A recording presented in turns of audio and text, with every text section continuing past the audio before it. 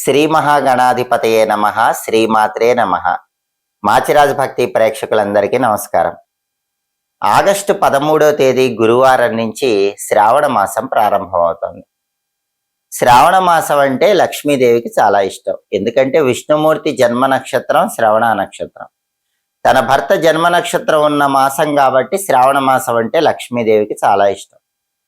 శ్రావణ మాసంలో గురువారాలు, శుక్రవారాలు లక్ష్మీదేవిని పూజిస్తే లక్ష్మీ అనుగ్రహం కలుగుతుంది. మంగళవారాలు మహిళలందరూ మంగళగౌరి వ్రతాన్ని ఆచరించుకుంటారు. అలాగే శ్రావణ సోమవారం శివుడికి చాలా ప్రీతికరమైన రోజు. ఎందుకంటే సంవత్సరంలో వచ్చే 12 నెలల్లో శ్రావణ మాసం అంటే తనకు చాలా ఇష్టమని శివుడు బ్రహ్మమానస పుత్రుడైన సనత్ కుమార్ల వారికి చెప్పాడని స్కాంద పురాణంలో చెప్పారు. కాబట్టి లక్ష్మీనారాయణులు, పరమేశ్వరుడు, మంగళగౌరి వీళ్ళందరికీ ప్రీతికరమైనటువంటి మాసము శ్రావణ మాసం. శ్రావణ మాసంలో గృహ నిర్మాణం ప్రారంభిస్తే ధనలాభం కలుగుతుందని మత్స్య పురాణంలో చెప్పారు. అలాగే ఆడవాళ్ళు చాలా మంది నోములు, వ్రతాలు చేసుకుంటూ ఉంటారు. వాటికి కూడా శ్రావణ మాసం చాలా అనుకూలమైనటువంటి మాసం. ఈ శ్రావణ మాసంలో వచ్చేటటువంటి పర్వదినాల విశిష్టత ఏంటో మనం తెలుసుకుందాం. శ్రావణ మాసంలో వచ్చే శుక్రవారాలు లక్ష్మీదేవిని పద్మపురాణంలో చెప్పిన విధంగా పూజిస్తే లక్ష్మీ కటాక్షం చాలా సులభంగా కలుగుతుంది. పద్మపురాణం ప్రకారం లక్ష్మీదేవి ఒక్కొక్క మన్వంతరంలో ఒక్కొక్క రకంగా పుట్టింది. స్వారోచిష అనే మన్వంతరంలో లక్ష్మీదేవి అగ్ని నుంచి పుట్టింది. కాబట్టి అగ్నిదేవుడి అనుగ్రహం ద్వారా లక్ష్మీ కటాక్షం కలగాలంటే శ్రావణ శుక్రవారం ఆగ్నేయం మూల దీపం వెలిగించుకోవాలి. అప్పుడు లక్ష్మీ కటాక్షం కలుగుతుంది. ఆగ్నేయ దీపం ఎలా వెలిగించాలంటే స్నానం చేసిన తర్వాత ఆడవాళ్ళు హాల్లో ఆగ్నేయ మూల ఒక పీట ఉంచి దానికి చక్కగా పసుపు రాసి కుంకుమ బొట్లు పెట్టి బియ్య పిండితో వీలైతే అష్టదళ పద్మ ముగ్గు అంటే 8 దళాలు ఉన్న పద్మ ముగ్గు వేయండి, లేదా ఏ ముగ్గు అయినా వేయండి. ఒక మట్టి ప్రమిదలో ఇంకొక మట్టి ప్రమిద ఉంచి దానిలో ఆవు నెయ్యి కానీ నువ్వుల నూనె కానీ పోసి 2 ఒత్తులు లేదా 3 ఒత్తులు వేసి దీపాన్ని వెలిగించండి. ఆ ఒత్తులు కూడా ఆగ్నేయం వైపు వెలుగుతూ ఉండేలాగా దీపం పెట్టండి. స్వారోచిష అనే మన్వంతరంలో అగ్ని నుంచి లక్ష్మీదేవి పుట్టింది కాబట్టి ఆగ్నేయ దిక్కంటే లక్ష్మీదేవికి ప్రియం కాబట్టి ఆగ్నేయం మూల దీపం పెడితే శ్రావణ శుక్రవారం లక్ష్మీ కటాక్షం కలుగుతుంది. ఆ తర్వాత లక్ష్మీదేవి ఔత్తమ అనే మన్వంతరంలో నీళ్ల నుంచి పుట్టింది. అలా పుట్టినప్పుడు లక్ష్మీదేవికి ఉన్న కుమారుడి పేరు చిక్లీతుడు. ఈ చిక్లీతుడినే మన్మధుడు అనే పేరుతో పిలుస్తారు.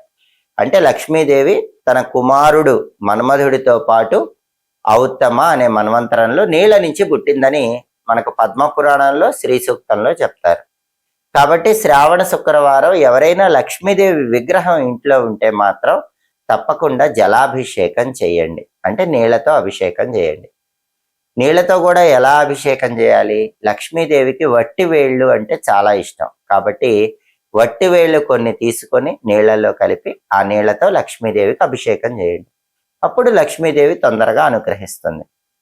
ఆ తర్వాత లక్ష్మీదేవి రైవత అనే మన్వంతరంలో మారేడు చెట్టు నుంచి పుట్టింది అని పద్మపురాణంలో చెప్పారు. చాలా సంవత్సరాలు మారేడు చెట్టు కింద కూర్చొని తపస్సు చేసి ఆ మారేడు చెట్టు రూపంలోకి మారిపోయిందని కొన్ని పౌరాణిక గ్రంథాలు, మారేడు చెట్టు నుంచే పుట్టిందని ఇంకొన్ని పౌరాణిక గ్రంథాలు చెప్తున్నాయి. పద్మపురాణం మాత్రం లక్ష్మీదేవి మారేడు చెట్టు నుంచి పుట్టిందని చెప్తుంది. శ్రీ సూక్తంలో కూడా లక్ష్మీదేవి మారేడు చెట్టు రూపంలోకి మారిపోయిందని చెప్పే శ్లోకం ఉంది. కాబట్టి లక్ష్మీదేవి అనుగ్రహం కలగాలంటే శ్రావణ శుక్రవారం మారేడు దళాలతో లక్ష్మీదేవిని పూజించాలి. గంధం లక్ష్మీదేవికి ఇష్టం కాబట్టి గంధం కొద్దిగా మారేడు దళం మీద రాసి అలాంటి మారేడు దళాలతో లక్ష్మీదేవిని పూజిస్తూ లక్ష్మీ అష్టోత్తరం చదువుకుంటే మంచిది. ఆ తర్వాత లక్ష్మీదేవి చాక్షువ అనే మన్వంతరంలో పద్మం నుంచి పుట్టిందని పద్మపురాణంలో చెప్పారు.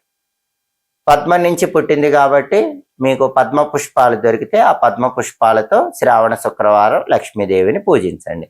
లక్ష్మీదేవి అనుగ్రహిస్తుంది. కాబట్టి పద్మపురాణంలో చెప్పిన విధంగా లక్ష్మీదేవి ఒక్కొక్క మన్వంతరంలో ఒక్కొక్క రకంగా పుట్టింది. కాబట్టి స్వారోచిష మన్వంతరంలో అగ్ని నుంచి, ఔత్తమ మన్వంతరంలో నీళ్ల నుంచి, రైవత మన్వంతరంలో మారేడు చెట్టు నుంచి, చాక్షువ మన్వంతరంలో పద్మం నుంచి పుట్టింది. కాబట్టి లక్ష్మీదేవి ఎలా పుట్టిందో వాటికి సంబంధించిన వాటితో లక్ష్మీ పూజ చేస్తే లక్ష్మీదేవి తొందరగా అనుగ్రహిస్తుంది. దీనికి ప్రమాణం ఎక్కడుందంటే పద్మ పురాణంలో ఉంది.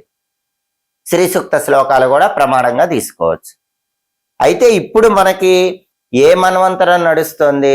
వైవస్వత మన్వంతరం నడుస్తోంది. అందుకే మనం పూజల్లో కూడా సంకల్పంలో వైవస్వత మన్వంతరే కలియుగే ప్రథమ పాదే జంబూద్వీపే భరతవర్షే భరతఖండే మేరూర్ దక్షిణ దిగ్భాగే ఇలా సంకల్పం చెప్తూ రోజు పూజ చేసుకుంటాం కదా.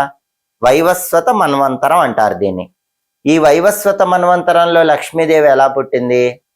క్షీరసాగర మథనం చేస్తూ ఉంటే దేవతలు దానవులు ఆ పాల సముద్రం నుంచి లక్ష్మీదేవి పుట్టింది. పాల సముద్రం నుంచి పుట్టినప్పుడు ఎలా ఉంది? ఏనుగులు తొండంతో నీళ్లు తీసుకొని లక్ష్మీదేవిని అభిషేకిస్తూ ఉంటే చేతిలో పద్మ పుష్పాలు పెట్టుకొని పద్మంలో కూర్చొని లక్ష్మీదేవి పుట్టింది. ఈ వైవస్వత మన్వంతరంలో అలా పుట్టింది కాబట్టి ప్రస్తుతం ఇదే మన్వంతరం నడుస్తుంది కాబట్టి శ్రావణ శుక్రవారం ఏనుగులు తొండంతో నీళ్లు తీసుకొని అభిషేకం చేస్తున్నటువంటి లక్ష్మీదేవి చిత్రపటానికి పూజ చేస్తే లక్ష్మీదేవి వెంటనే అనుగ్రహిస్తుంది.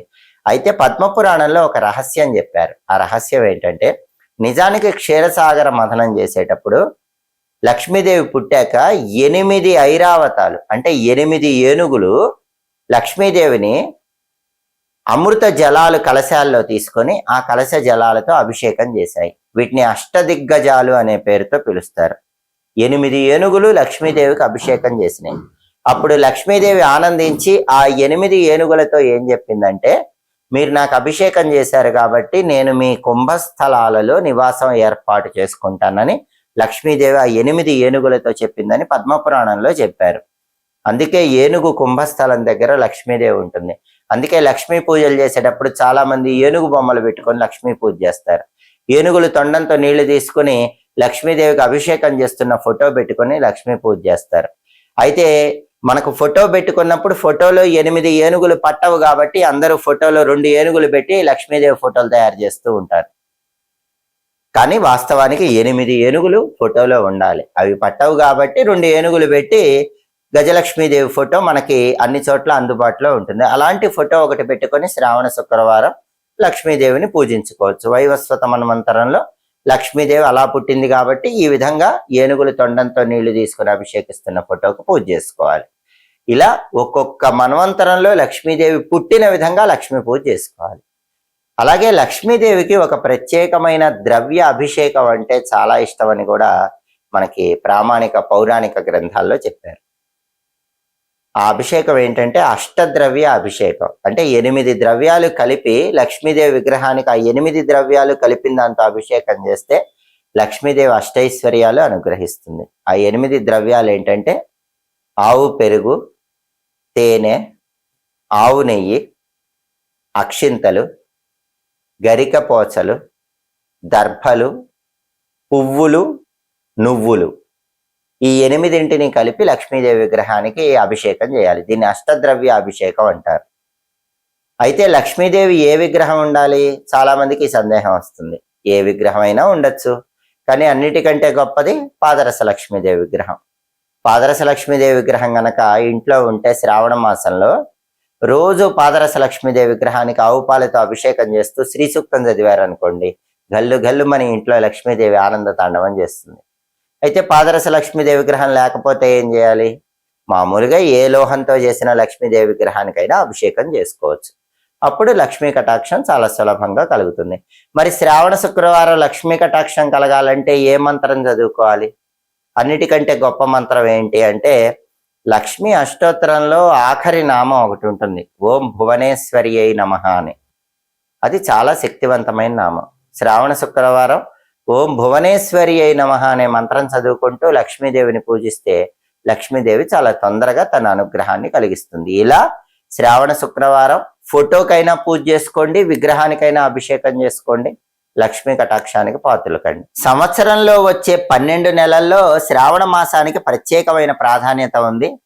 శ్రావణ మాసంలో ప్రతిరోజు పూజలు ఎలా చేసుకోవాలి? శ్రావణ మాసం మొత్తం ఎలా పూజలు చేసుకుంటే అదృష్టము ఐశ్వర్యం కలుగుతుంది? దీనికి ప్రమాణం ఎక్కడుంది అని చాలా మందిలో సందేహం ఉంటుంది. శ్రావణ మాస పూజల గురించి ఏ పురాణాల్లో చెప్పారు అనే అనుమానం చాలా మందిలో ఉంటుంది.